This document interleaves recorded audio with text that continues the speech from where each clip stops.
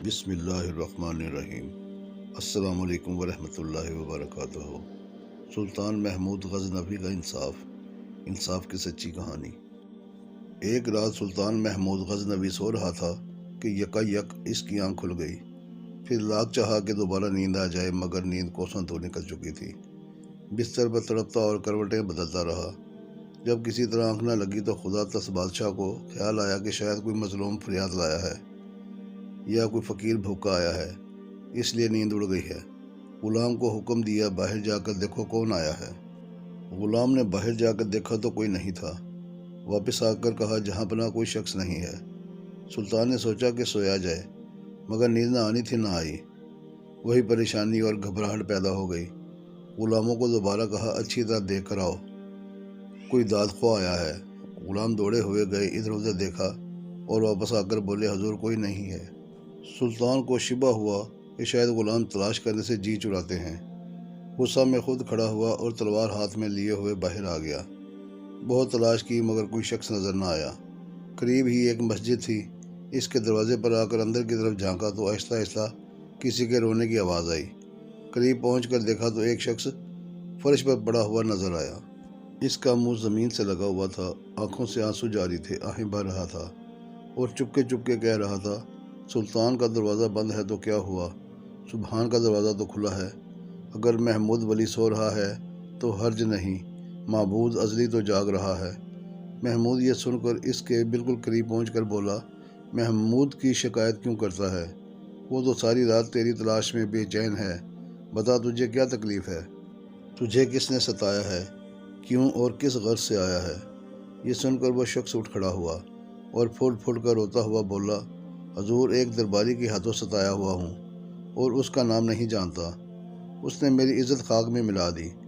آدھی رات مستی کے عالم میں میرے گھر میں آتا ہے اور میری شریک زندگی کی عصمت کو داغدار کرنے کی کوشش کرتا ہے۔ اگر آپ نے اس تلوار کی آب سے اس داغ کو نہ دھویا تو کل قیامت کے دن میرا ہاتھ ہوگا اور آپ کا گریبان۔ یہ سن کر محمود غزنوی کو مذہبی اور شاہی حمیت کے جوش سے پسینہ آ گیا۔ غصے سے کانپتی ہوئی آواز میں بولا، بتا اس وقت بھی وہ ملعون وہیں ہوگا؟ اس شخص نے جواب دیا، اب تو بہت رات گزر چکی ہے، شاید وہ چلا گیا ہو، لیکن مجھے ڈر ہے کہ وہ پھر آئے گا۔ سلطان نے کہا، اچھا اس وقت تو جا، مگر جس وقت وہ آئے تو تم مجھے اطلاع کر دینا۔ اس شخص نے سلطان کو دعا دی اور رخصت ہو کر چلا ہی گیا تھا کہ سلطان نے ٹھہرنے کا حکم دیا اور پہرے داروں سے کہا کہ دیکھو، یہ جس وقت بھی آئے، میں سوتا ہوں یا جاگتا ہوں، اس کو فوراً مجھ تک پہنچا دو۔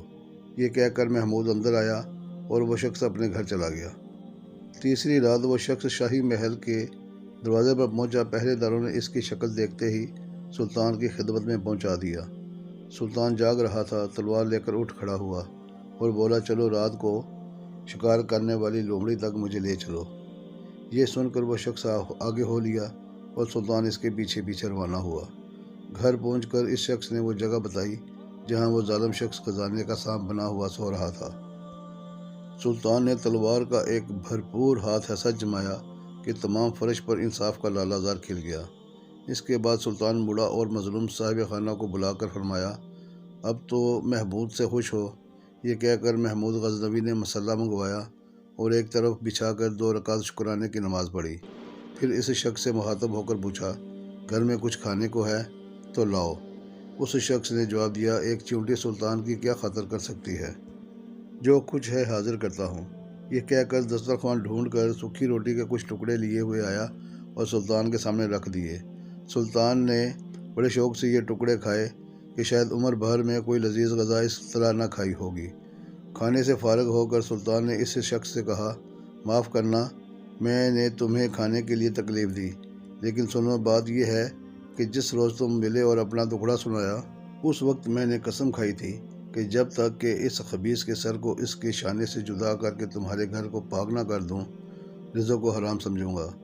پھر 2 رکعت شکرانے میں نے پڑھی جس پر تم حیران ہو رہے ہوگے، لیکن سنو، اس شخص کے متعلق مجھے اندیشہ تھا کہ میرے بیٹوں میں سے کوئی ہوگا۔ میں اپنے دل میں کہتا تھا کہ میرے درباریوں کو اتنی جرات نہیں ہو سکتی کہ وہ میرے مزاج سے واقف ہوتے ہوئے ایسی حرکت کریں۔ میں جس قدر زیادہ سوچتا گیا، اسی قدر میرا یقین بڑھتا گیا۔ اتنی بڑی غصاہی کی ہمت صرف بادشاہ کی اولاد کو ہو سکتی ہے، کیونکہ یہ عام طور پر غرور کے نشے میں مست رہتے ہیں۔ چنانچہ میں تمہارے ساتھ یہاں اپنے کسی فرزند کو قتل کرنے کے ارادے سے یہاں آیا تھا۔ جب میں نے صورت دیکھی تو معلوم ہوا کہ یہ میرا فرزند نہیں، کوئی غیر شخص ہے۔ اس لیے میں نے خدا کا شکر ادا کیا۔